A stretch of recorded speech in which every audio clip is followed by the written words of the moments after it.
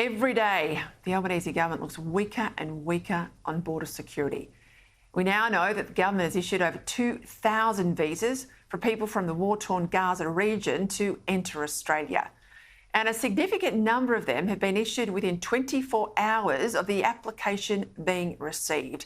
Indeed, we had government officials confirm last week that one of these visas was apparently approved within an hour.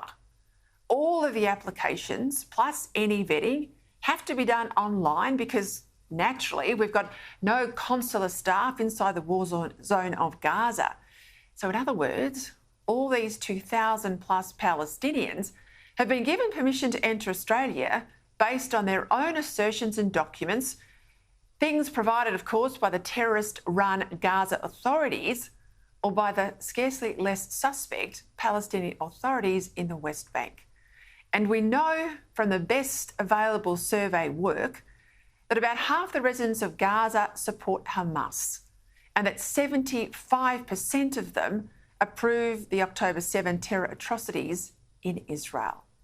It's worth reporting here too that US intelligence overnight has confirmed that it was likely that some UN workers that were supposed to be there distributing aid to the Palestinians actually took part in the Hamas atrocities committed against Jewish civilians on October 7.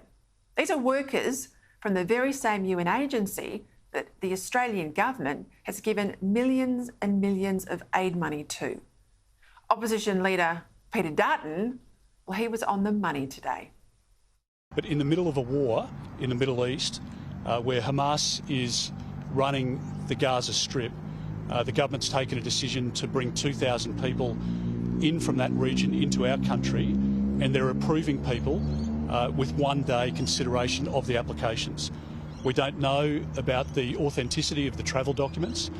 We don't know whether these people are Hamas sympathisers, and I think the government needs to tread very cautiously here, because if you bring people in and they claim protection, they are likely on a pathway to permanent residency and therefore citizenship. And as we've seen with the level of anti-Semitism in our country, we don't want to be fuelling that disgraceful activity. Dutton and James Patterson have clearly hit a nerve here with Labor. So in response, the government hit back. And they said, well, what about the 12,000 Islamic State victims brought here from Syria under your government in 2015, or the 5,000 brought over from Afghanistan when Afghanistan fell in 2021? Well, there's a big difference here. The 12,000 members of persecuted minorities brought here under Tony Abbott, this is the people from the Syrian region, they were vetted by officials on the ground, on the spot, in refugee camps. Certainly not by the UN or Hamas. And the Afghans, these are people we had worked with, our military had worked with, our government had worked with over there in Afghanistan when we were on military tours. They were people that were known to us. And as Dutton confirmed today, he would know all of this given he was the minister at the time.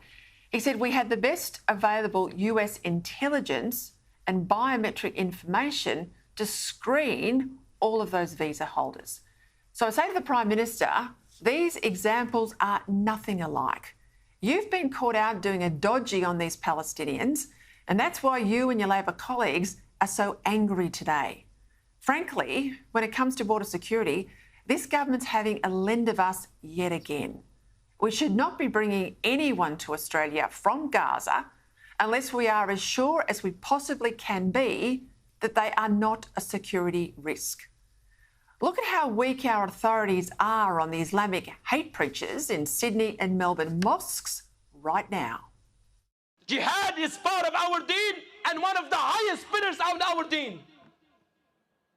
Hamas is mujahideen and freedom fighters and warriors. To the invading Jews we say, by Allah, the day you will be kicked out of Palestine is coming. A day when the stones and the trees will speak and say, "O Muslim, there is a Jew behind me, come and kill him." It's a day of pride!